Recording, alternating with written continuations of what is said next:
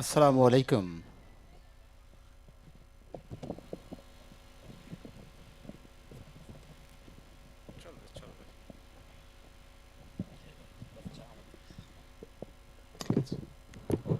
আসসালামু আলাইকুম রহমতুল্লাহ।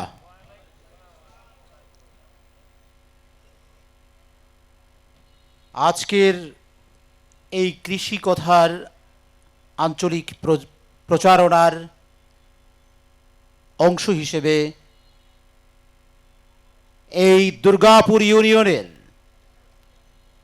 সম্মানিত প্রধান অতিথি, বিশেষ অতিথি, আমার আপনার সবার শ্রদ্ধাভাজন কৃষক ভাইরা, আজকের অনুষ্ঠানের সম্মানিত সভাপতি, আমাদের অত্যন্ত শ্রদ্ধাভাজন বাংলাদেশ জাতীয়তাবাদী দলের রাজনীতির এক মহান সিংহ পুরুষ ব্রিগেডিয়ার হান্নান শাহের সুযোগ্য সন্তান জনাব রিয়াজ সাহেব, আজকের এই অনুষ্ঠানে উপস্থিত বিশেষ আলোচক, বীর মুক্তিযোদ্ধা, উনি আমি আসার পর থেকে দেখেছি রৌদ্রের মধ্যে অত্যন্ত পরিশ্রম করে ঘামে ভিজে কি করে এই মঞ্চ সাজাচ্ছেন, কি করে আপনাদের বসার জায়গা সাজাচ্ছেন। আপনাদের সেই প্রিয় নেতা জনাব মুক্তিযোদ্ধা খন্দকার আজিজুর রহমান পেরা সাহেব আজকে উপস্থিত আছেন বাংলাদেশ জাতীয়তাবাদী যুবদলের কেন্দ্রীয় কমিটির সহ সাংগঠনিক সম্পাদক সহ সাংবাদিক বৃন্দ, এলাকার ব্যবসায়ী, গণ্যমান্য ব্যক্তিবর্গ এবং সর্বোপরি আমার বোনেরা, আসসালামু আলাইকুম রহমতুল্লাহ। আমরা সাধারণত এই অনুষ্ঠানটি করি বিকেল বেলায়, কিন্তু আপনাদের উপস্থিতি আমাদেরকে অনুপ্রাণিত করছে। আমাদের অনুষ্ঠানটি মনে হয় আমরা মাগরিবের পরও করতে পারি। আমি আপনাদেরকে ধন্যবাদ জানাচ্ছি মাগরিবের পরে আবার উপস্থিত হওয়ার জন্যে। সম্মানিত উপস্থিতি, আজকের অনুষ্ঠানে একটি ব্যতিক্রম জিনিস আপনারা দেখতে পেয়েছেন।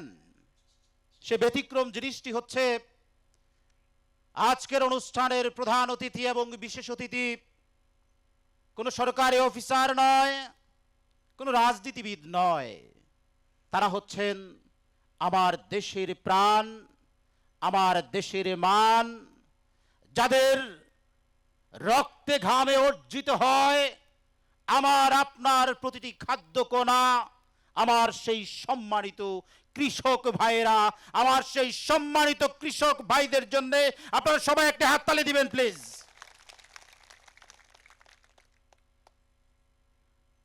এই কৃষকের জন্য সর্বপ্রথম স্বপ্ন দেখেছিলেন শহীদ প্রেসিডেন্ট জিয়াউর রহমান।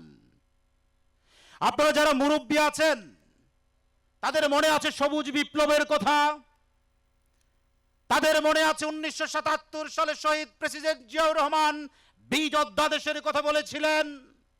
আজকে যুবদল নেতা একটি কথা বললেন, শহীদ প্রেসিডেন্ট জিয়াউর রহমান প্রায় 1500-র মতো খাল খনন করেছেন, যার দৈর্ঘ্য হচ্ছে প্রায় 26,000 কিলোমিটার। অর্থাৎ আপনার জন্যে, আমার জন্যে, আমার কৃষক ভাইয়ের জন্যে চিন্তা করেছিলেন শহীদ প্রেসিডেন্ট জিয়াউর রহমান। তারপর দেশনেত্রী বেগম খালেদা জিয়া যখন 1991 সালে সরকার গঠন করলেন, প্রধানমন্ত্রী হলেন, তখন তিনি কি করলেন? পল্লী বিদ্যুৎ চালু করলেন সেচ কাজের জন্য। তখন তিনি কি করলেন? সারের দাম কমিয়ে দিলেন। তখন তিনি কি করলেন? কৃষকদের লোন, তখন তিনি প্রথম চালু করলেন কৃষি লোন। কিন্তু তাও ঠিক মতো আপনারা পাচ্ছেন না।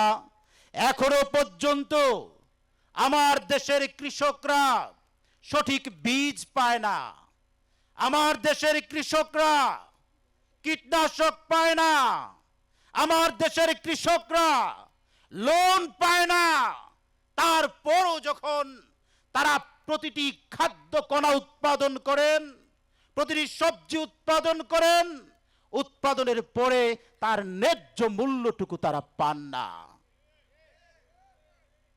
আপনারা যখন এই ন্যায্য মূল্যটুকু পাচ্ছেন না, তখন আপনার কথা চিন্তা করে, আমার কৃষক ভাইয়ের কথা চিন্তা করে, আমার কৃষানি বোনের কথা চিন্তা করে একজন মানুষ সুদূর লন্ডন থেকে এক চিন্তা করতে করতে একটি প্রসেস বের করেছেন। উনি বের করেছেন আমার সেই কৃষক ভাইদেরকে, আমার সেই কৃষানি বোনদেরকে সঠিক মূল্যায়ন কি করে করা যেতে পারে। উনি একটি রিসার্চ টিম দিয়েছেন, যে রিসার্চ টিম দীর্ঘদিন পরিকল্পনা করে রিসার্চ করে একটি জিনিস বের করেছেন, যে কৃষকদের এই সমস্যার সমাধান কল্পে একটি জিনিস করা যেতে পারে, আর তার নাম হচ্ছে ফার্মার্স কার্ড। ফার্মার্স কার্ডের মাধ্যমে আপনারা কি পাবেন? ফার্মার্স কার্ডের মাধ্যমে পাবেন আপনারা সার পাবেন, ফার্মার্স কার্ডের মাধ্যমে আপনারা কীটনাশক পাবেন, ফার্মার্স কার্ডের মাধ্যমে আপনারা বীজ পাবেন, ফার্মার্স কার্ডের মাধ্যমে আপনারা লোন পাবেন, ফার্মার্স কার্ডের মাধ্যমে আপনাদের তথ্যকে সংগ্রহ করতে পারবেন, আপনাদেরকে বিভিন্ন তথ্য দেওয়া হবে, এবং সর্বোপরি যে জিনিসটি আপনারা পারবেন তা হচ্ছে আপনারা ফার্মার্স কার্ডের মাধ্যমে আপনাদের উৎপাদিত পণ্য সঠিক মূল্যে বিক্রি করতে পারবেন। আজকে আমরা এখানে উপস্থিত হয়েছি, জনাব তারেক রহমান যে ফার্মার্স কার্ডটি আপনাদেরকে দিবেন, সেই ফার্মার্স কার্ডটি কেমন হবে তার একটি ছোট্ট প্রদর্শনী আপনারা দেখেছেন। আপনাদের কাছে আমি এসেছি, জনাব তারেক রহমান আপনাদেরকে নিয়ে যে স্বপ্ন দেখছেন সেই স্বপ্নের কথা বলার জন্য এসেছি। বন্ধুগণ, আপনারা যদি আস্থা রাখেন, আপনারা যদি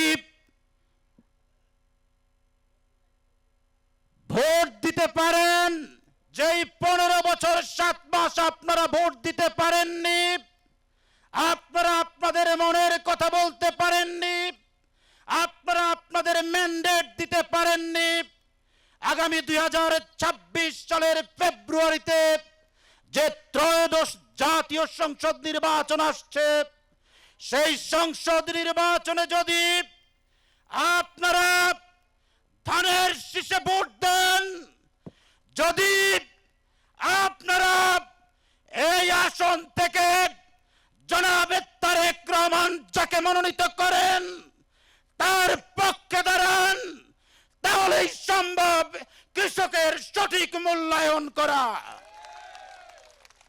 আমি বিশ্বাস করি আপনারা যেমনি ভাবে বীর মুক্তিযোদ্ধা, স্বাধীনতার মহান ঘোষক শহীদ প্রেসিডেন্ট জিয়াউর রহমানকে ভালোবেসেছেন, আপনারা যেমনি ভাবে দেশনেত্রী বেগম খালেদা জিয়াকে ভালোবেসেছেন, আপনারা যেমনি ভাবে ব্রিগেডিয়ার হান্নান শাহকে ভালোবেসেছেন, আগামী দিনে আপনারা রিয়াদ সাহেবকে ভালোবেসে ধানের শীষে ভোট দিবেন। আমি আপনাদের কাছে এই আশাবাদ ব্যক্ত করে ধানের শীষের পক্ষে কাজ করার আহ্বান জানিয়ে আপনাদের কাছ থেকে বিদায় নিচ্ছি। বাংলাদেশ জিন্দাবাদ, বাংলাদেশ জাতীয়তাবাদী দল জিন্দাবাদ, শহীদ প্রেসিডেন্ট জিয়াউর রহমান অমর হোক, দেশনেত্রী বেগম খালেদা জিয়া জিন্দাবাদ, তারুণ্যের অহংকার তারেক রহমান জিন্দাবাদ, তারেক রহমান বীরের বেশে, দেশ গর্ব মিলেমিশে। ধন্যবাদ সবাইকে।